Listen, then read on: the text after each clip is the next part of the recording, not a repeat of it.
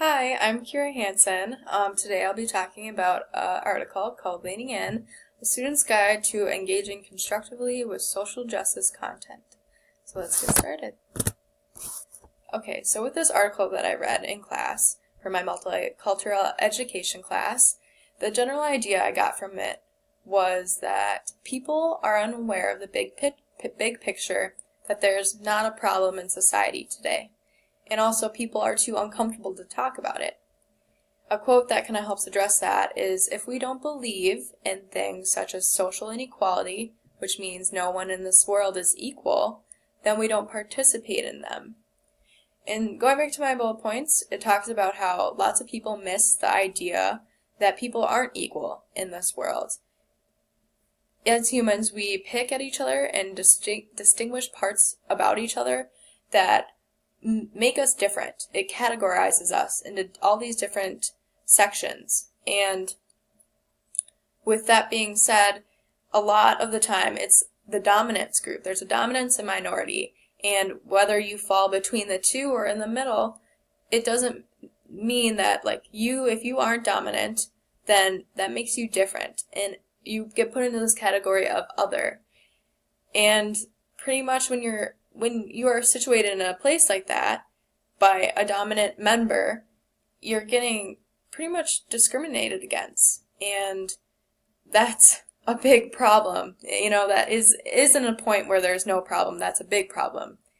And when it comes to talking about race or religion, lots of people get uncomfortable to talk about it, to talk about equality and inequality between a white man and an African American female.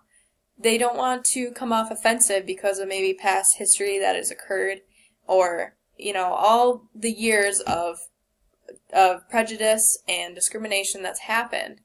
But it is something that we do need to talk about as just people of this world. Everyone needs to be aware of what's going on and how we're treating each other. And if you have time, please read my funny pictures because they're hilarious. But okay, we're moving on. So with this article, we also had to pick a quote or an idea that we pushed back on.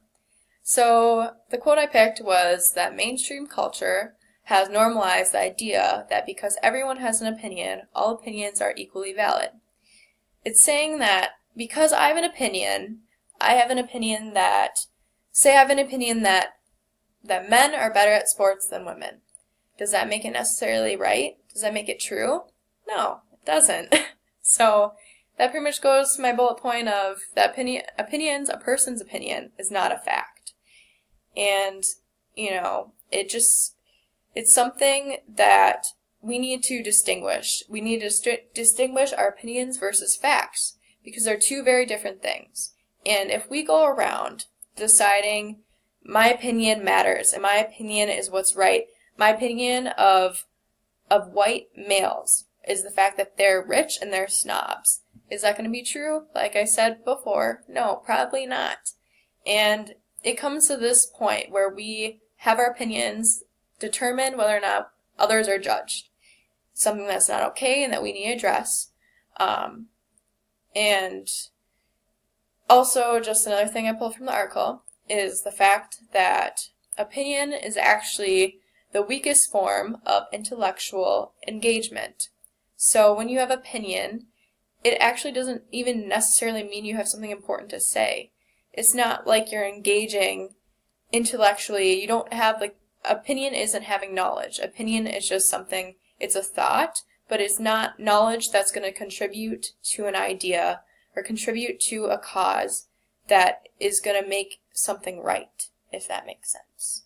And if you can read my pictures again, the one in the pink says nothing is more annoying than a know-it-all that knows nothing, which is true because you want to make sure you know what you're talking about, especially when it comes to serious situations of talking about race, ethnicity, class, gender, sex, sexual orientation, and kind of categorizing people into certain kind of groups. Because when you talk about people, it hurts people's feelings, and having an opinion can do more damage than good. It's something, like I said, if it's not a fact, then why even say it at all, especially if it's not going to contribute to anything. Moving on. So, a guideline.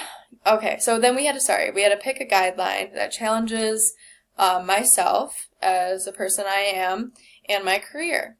So I picked guideline 3, which was the title of Let Go of Anecdotal Evidence and Instead Examine Patterns.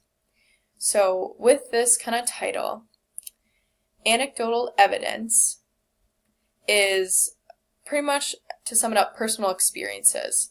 So then going into my quote, focusing on expectations or unanalyzed personal experiences prevents us from seeing the overall societal patterns. Meaning, so that pretty much means, and also just the whole kind of guideline in general, means that personal experiences and the things you hear can be misleading.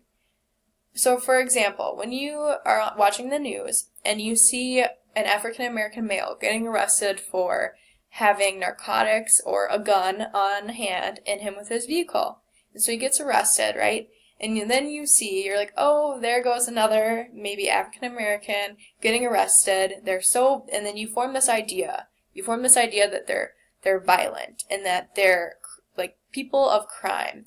And then you think of, because of that one situation and seeing just maybe a few African American males or females in the news, you just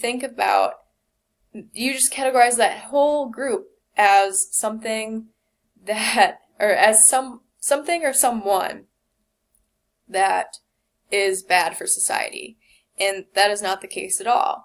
There are people in the news that are white and in committing a crime, and there are people of all sorts of kind of race or ethnicity and even gender in the news for committing these crimes. But, we see as a dominant groups of being white, you wouldn't look at a criminal who's white and a criminal who's African American.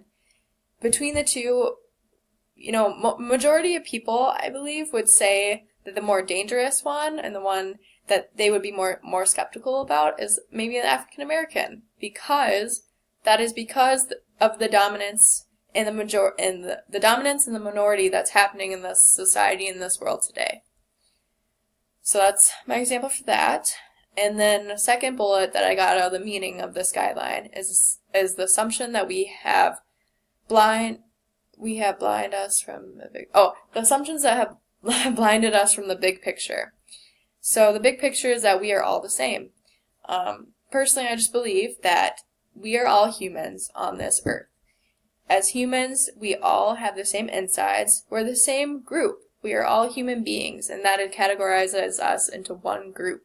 But the fact that us as humans we're supposed to love people and care and do great things in this world, but for some reason we choose to pick at different people that just look different and pick at them, tear them down, and it's just not okay. And the fact that we take time out of our lives to form these ideas of how certain people are and like separate everybody, pretty much segregate people by the way they look, is something that's not okay, and it's absolutely wrong. And pretty much with this guideline, it just kind of talks about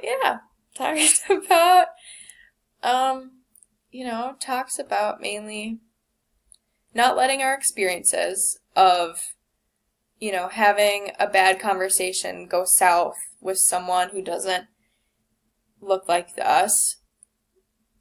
Yeah, okay, moving on. So, and then I have some ideas to overcome this problem. So with the picture, obviously, as you can see, is a world where there is everyone around it holding hands. Everyone in this world holding hands, loving each other, caring about each other. And as you can see, they all look different. They're all the same people, though. The same people on the inside, as we are classified into one group of human beings.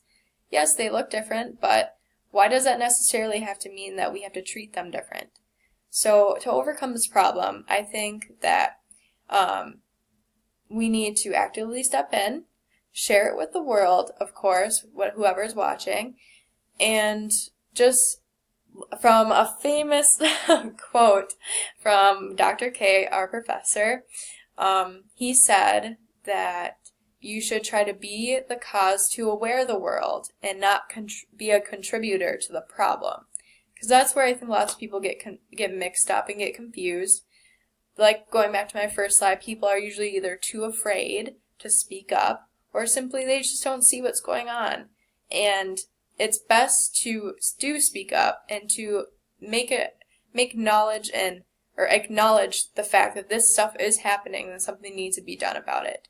Because if nothing's going to be done about it and no one's going to make that step, then it's going to continue and it's going to worsen, and honestly, it's going to go out of control, and who knows what the world will look like years from now. So, to get rid of this problem, we need to just be better, treat each other better, and open our minds up to know that no one is equal here. We say that there's equal, and people always say, oh, I always treat everybody the same, like, because everyone's equal. There's equality here. But no, there's not. There's not. And every day, I'm sure every day of your life, you can pinpoint a certain part of your day of where you saw or you have committed a part of yourself to contribute to the fact of there's something wrong happening here. Contribute to the fact of there is inequality and we are picking at each other and tearing each other down and separating each other because of it, and it's not okay. Thank you so much for watching. Hopefully you learned from my video, and I look forward to hearing some comments. Hopefully they're all good. Thank you so much. Have a great rest of your day.